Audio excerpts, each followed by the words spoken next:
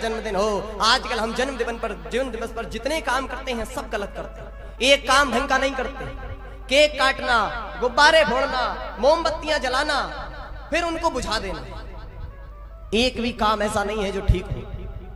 तो भैया घर में जब जन्मदिन हो, आपको लगता है ये सब करने से हमारे बच्चे की आयु बढ़ेगी नहीं, अभी तो कम हो जाएगी। पहले तो केक काटना ही गलत है भैया। इतना सुंदर खुशी का मौका है, क्यों बढ़िया मिठाई पर चाकू चलाना। अरे उस समय मिठाई बनाई जाती है, मिठाई काटी नहीं जाती। मिठाई बनाओ, मिठाई बांटो, मिठाई खाओ, आप मिठाई काट डालते हो, गलत। पहले सजावट करो और फिर उनको फोड़ डालो। पहले करो काम फिर बिगाड़ दो। वाह, हमारे यहाँ दीप जलाने की परंपरा है, मोमबत्तियां बुझाने की परंपरा नहीं। पहले तो मोमबत्तियां ही गलत हैं, लेकिन बाद में उनको बुझाना तो बहुत गलत है।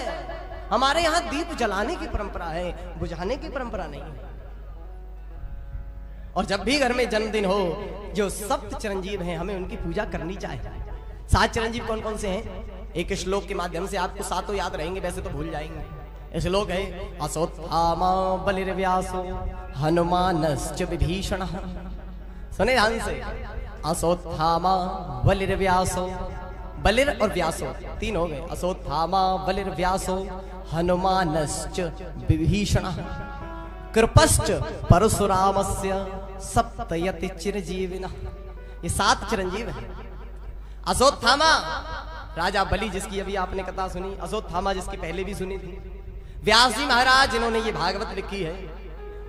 अश्वत्थामा, बलिर, व्यास और हनुमान जी को तो आप सब जानते ही हो। कृपाचार्य जिनका वर्णन भी महाभारत में आता है। कृपश्च परशुराम से, और परशुराम जी महाराज और विभीषण जी, ये सप्त चिरंजीव हैं। इनकी पूजा हमको जन्मदिन के दिन अवश्य करनी चाहिए। इससे बच्चे की आयु में वृद्धि होती है। भैया तो काम ऐसा करो जिसमें बच्चे की आयु बढ़े, ना कि कम हो। तो जितने भी हम गलत कार्य करते हैं इनको प्रयास करें रोकने का। हम जानते हैं कि आजकल के बच्चे बात नहीं मानते हैं, लेकिन वो नहीं मानते हैं ये भी आपकी ही देन है, माता पिता की। ये बात ध्यान रखें। आप उनको सत्संग में बिठाएंगे नहीं, कीर्तन कराएंगे नहीं, भागवत पढ़ाएंगे नहीं, रामायण पढ़ाएंगे नहीं, और फिर ये कल्पना करेंगे कि बच्चे तुम्हारी बात माने, कदापि नहीं हो सकता भैया। बोलो राधे राधे। यदि बच्चों को राम जैसा बनाना है तो राम के बारे में बताना पड़ेगा, कृष्ण जैसा बनाना है कृष्ण के बारे में बताना पड़ेगा।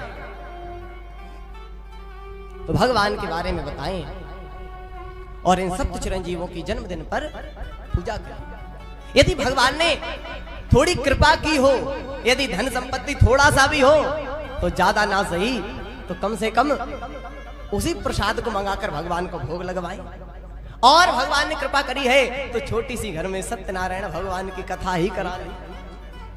यदि भगवान ने और कृपा करी है तो बड़ा ही सुंदर हनुमान जी के बढ़िया सुंदर सुंदर कांड का पाठ कराइए। यदि भगवान ने और भी कृपा करी है तो इष्ट मित्रों को भी भोजन कराइए। भगवान ने और कृपा करी है तो महाराज भंडारा कर दीजिए। और यदि कृपा करी है तो 7 दिन की श्रीमद् भागवत की कथा करा लीजिए। लेकिन ये जन्मदिन पर जो उल्टे सीधे हम लोग कामों में पैसा बर्बाद करते हैं, इनकी जगह सुंदर सुंदर भगवान के कृत्यों में ये धन उपयोग होना चाहिए। तो समझ गए होंगे अभी तक शायद कुछ लोग, अरे हमें तो पता ही नहीं था ये गलत है। अब पता चल गया ना। जब तक नहीं पता होती है तो गलती माफ होती है, लेकिन पता चलने के बाद यदि गलती करो तो माफ नहीं होती। अब भैया आप जानो कि आपको केक काटना है कि नहीं काटना है, हमारा काम बताना, हमने बता दिया। बोलो राधे राधे।